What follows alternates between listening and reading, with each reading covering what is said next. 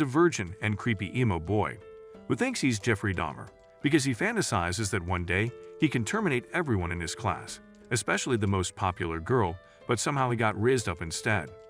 Kyotaro is a massive loner and usually hangs out in the library, but on a particular day he witnesses how Anna swallows a rice ball like the starved goblin she is. Then she starts talking like a dying elephant, which genuinely shocks him.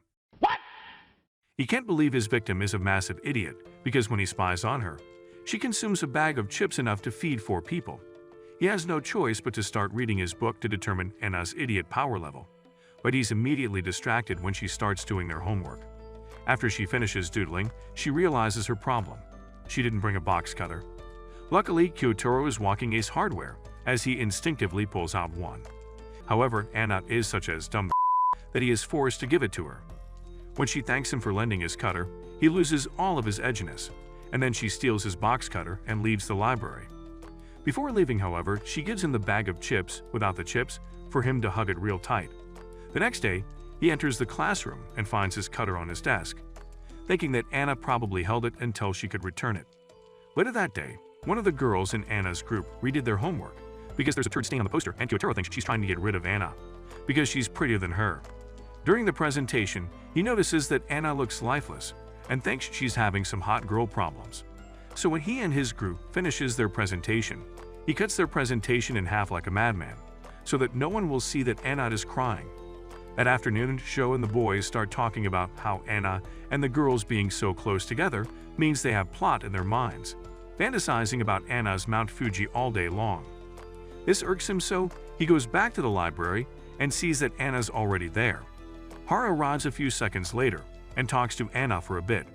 Kenta also arrives to confess to Hara, but Anna is so dense she only realizes it when Kyotaro accidentally drops a book, causing everyone to be suspicious.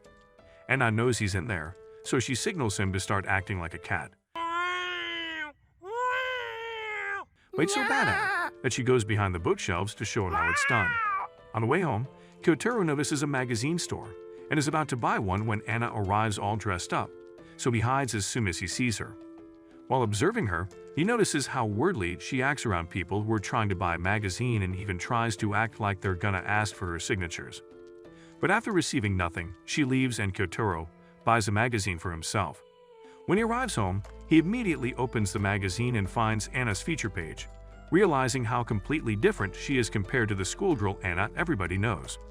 But after realizing their difference, he throws the magazine away. He knows how vastly different he and Anna's worlds are, and he knows how much he has fallen ever since he failed the admission test he always wanted to pass, so there's no reason for him to care about people or Anna in particular. The next day, on the way to school, he sees Anna getting hit on by a popular guy, Nanjo. He overhears their conversation, and it seems like Nanjo is trying so hard to get his number. When he tries to stop Anna from leaving their conversation, Kyotaro uses his bike to interrupt them, sending it flying, shocking both of them. Chihiro, Anna's best friend, meets up with her and tells her what he did.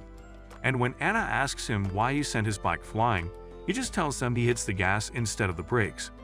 Kyotaro's psychopathic Ryuz manages to make her laugh, which in turn makes him blush. A couple of days after that incident, he returns to the library and once again, Anna is there, enjoying yet another snack. But there's a problem. She needs water to make that snack actually edible.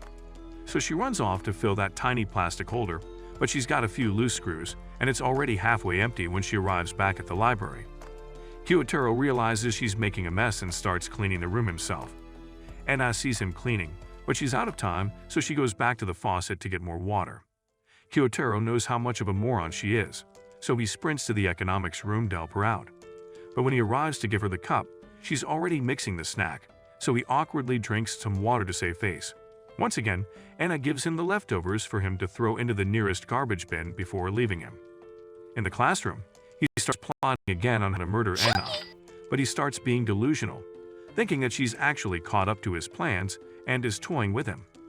But in reality, she's just hot because it's summer, and the boys behind him started doing some cultural podcast. Sho goes to the girl to creep them out, but Kyotaro shows him who's the real creep, stopping him from going after Anna. Later, he goes back to the library and once again, Anna is there eating a truckload of snacks. When she sees his fan, she asks if she can borrow it, and like the dog he is,